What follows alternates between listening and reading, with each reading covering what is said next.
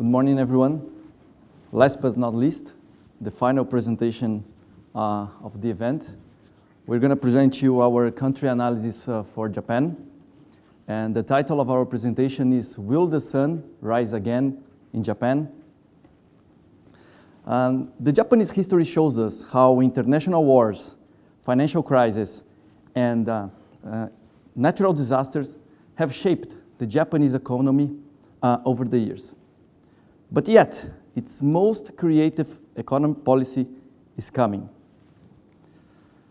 The reconstruction that Japan implemented after the Second World War is remembered as the Japanese economic miracle. With a strong focus on economic development, Japan was able to achieve high growth rates from the 60s through the 80s. But in the 90s, the economy started to slow down, putting a scenario of stagnation that is now remembered as the lost decade. More recently, in 2008, with the financial crisis, and in 2011, with the tsunami and the Fukushima disaster, Japan was put back again into test. Despite all of the challenges that Japan has faced over the last decades, Japan is still the world's third largest economy after US and China. Some of its wealthy regions have the same economic power as large nations. Take it, for example, the Kanto region, where Tokyo is located. The region can be compared, for example, to such countries like my country, like Brazil. But Japan is now a stagnated country. Prime Minister Shinzo Abe is stimulating the economy by a series of actions on monetary policy, fiscal policy, and investment in the private sector.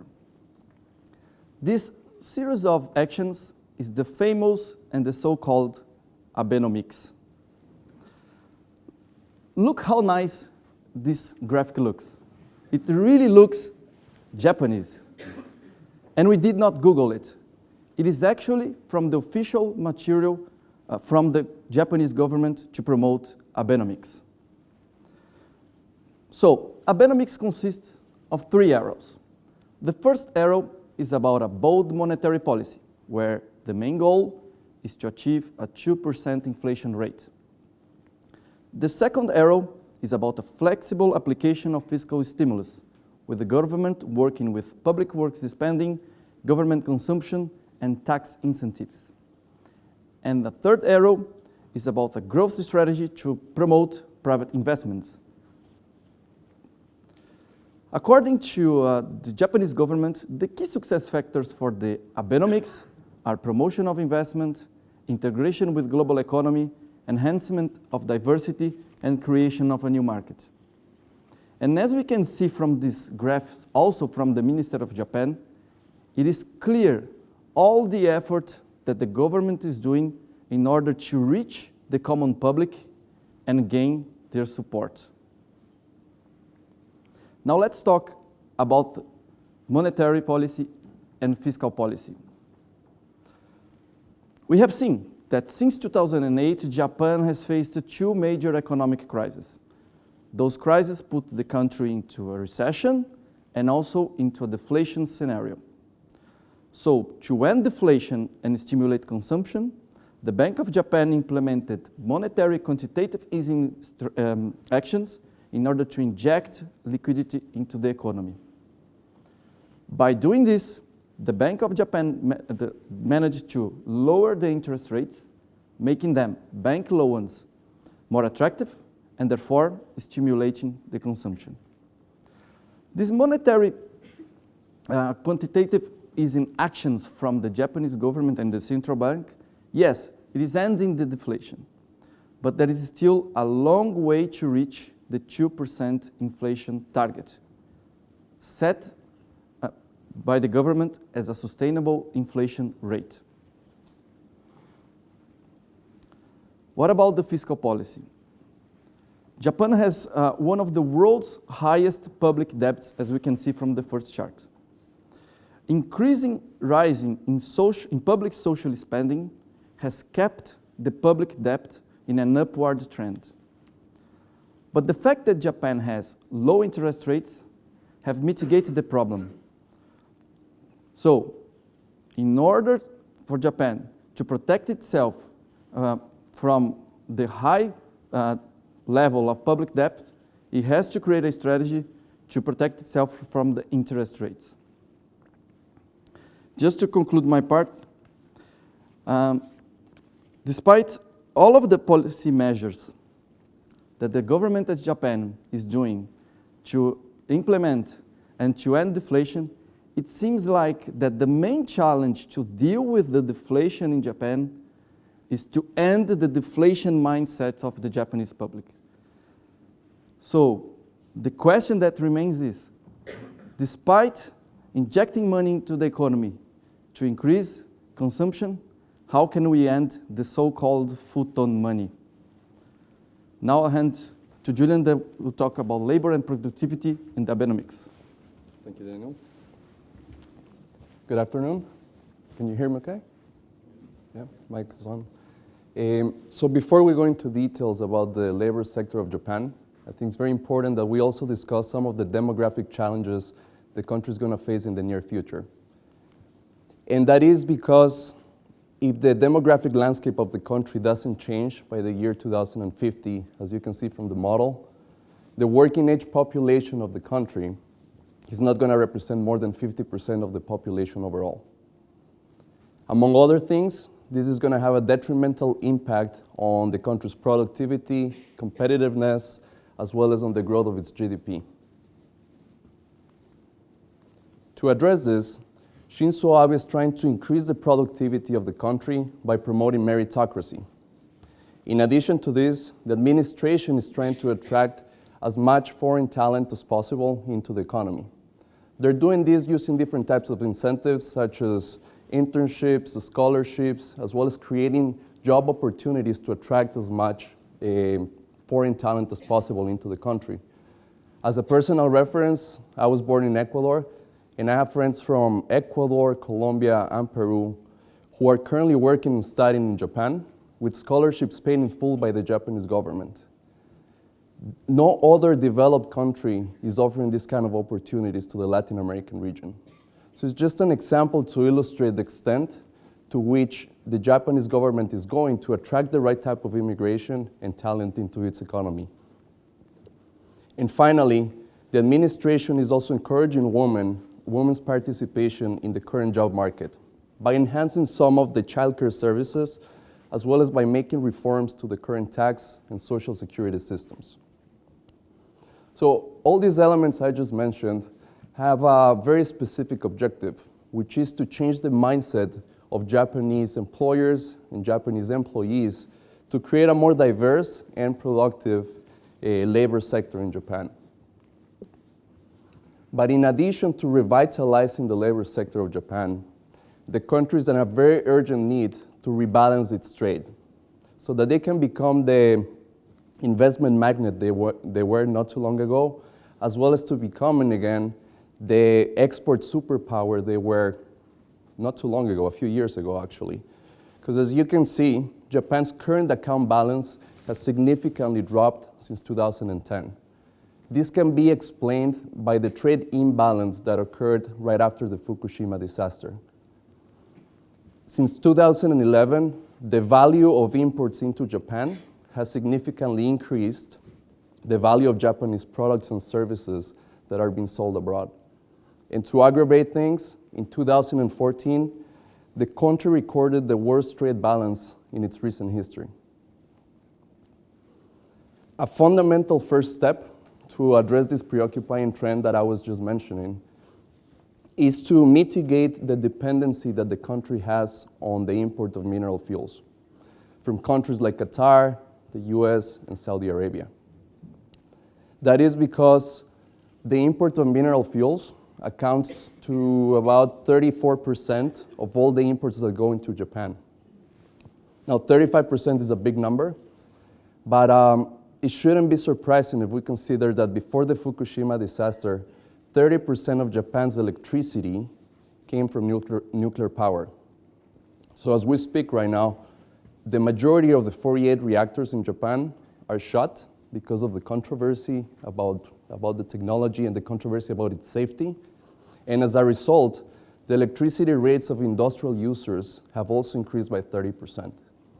So what Shinzo Abe is trying to do right now is to reposition nuclear power in Japan again, as well as to liberalize the electricity market by next year. But the dependency the country has on mineral fuels is really just a fraction of the equation to rebalance the trade of Japan.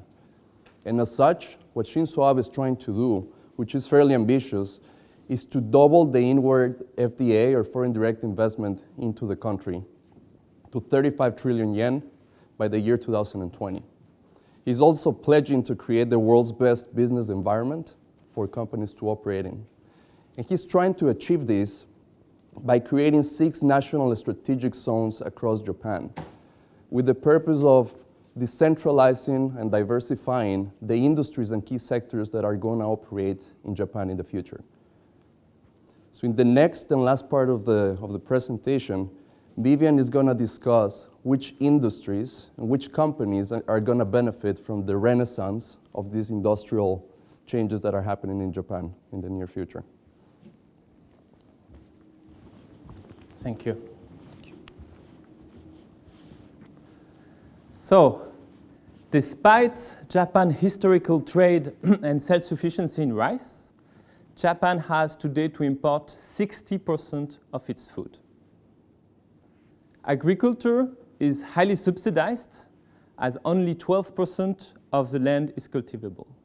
So for these reasons, agriculture represents only 1% of Japan's GDP.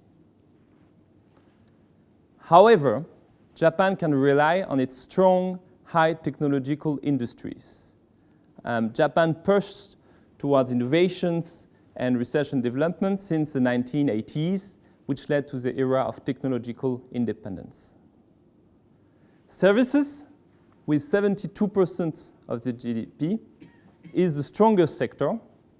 An example of services industries are banking, healthcare, and telecommunications, which is one of the highest generating revenues in Japan. Now let's look at the effect Abenomics had and will have on these industries. For agriculture, the aim is to rebuild the value chain and increase productivity. For the industry, we want to launch the robot revolutions and excellence in innovation. The robot revolutions will increase productivity and also solve future challenges, such as a shortage in labor. For services, the main goal here is to revitalize the health industry. So what we want is to improve the efficiency and quality of health while decreasing the government fundings. Furthermore, Abenomics also promotes the national specialized zones. And as we see, they have been designated in 2014 by the government. And the goal here is to promote deregulation, is to promote diversification of the economies, is to attract more foreign investment and more know-how. So an example here is Okinawa, which is a small island here. And here the goal of Japan is to promote international tourism by developing world-class resorts. Another one is Kansai, which will become the hub for innovations in health.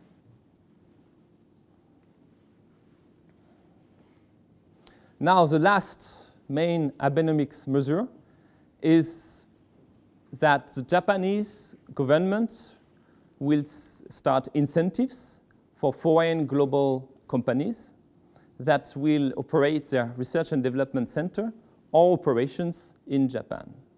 And this here, the goal is, of course, to get foreign investment, but also get more know-how and get access to additional, very high-skilled labor. So during these presentations, we talked about the monetary and fiscal policy. We talked about labor, trade, industry, and key sectors. But now the question is, are Japan institutions strong enough to support the changes by Abenomics? And here, we realize that Japan has a robust democratic setup with a political stability because the government and its ally enjoy a 2/3 majority. However, there are some political divide within the ruling party, which might make it difficult to pass some reforms. However, we believe that all in all, Japan has strong institutions that should be able to cope with the changes of this Abenomics.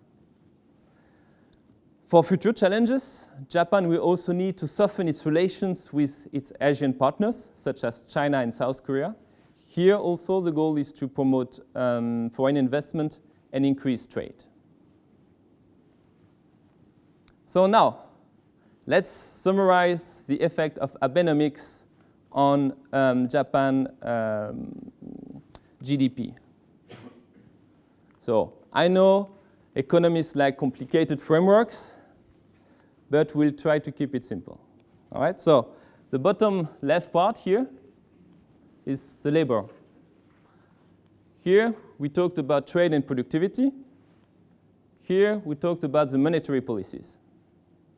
The most important dot, blue dot, is this one, which is the GDP before the effect of Abenomics. So what are these effects? On labor, Abenomics will increase the number of labor, so it means that there will be an additional supply of labor. Furthermore, we will have an increase in the number of very high-skilled workers. So this will prepare Japan for an increase in trade and productivity. So measures that will increase productivity as these robot revolutions or these special zones. The increase of labor, trade, and productivity produce an additional value in GDP. So this is very good for Japan if Japan can cope with this additional value. Otherwise, it will create deflation, which is bad. So Abenomics has two other measures on the monetary policies. The first one is to decrease the interest rate. So this means that the bank will be able to give more loans, and it will increase the supply of money. And the second one is to change the mindset of Japanese to go from a futon money, so a non-used sleeping money, to a buy now mentality. And this will increase the demand in money. So to conclude, Abenomics should be able to create the equilibrium, to create additional value in GDP, and to absorb it. And thanks to that, the sun should be able to rise again in Japan. Ultimately, the success of Abenomics will lie in the capacity of the government to align the Abenomics, so which is really Prime Minister Shinzo Abe visions, and the people mindset, so Japan mindset. If there is a country that has what it is needed to cope and make these changes, then looking at history, we think that it is Japan. Thank you.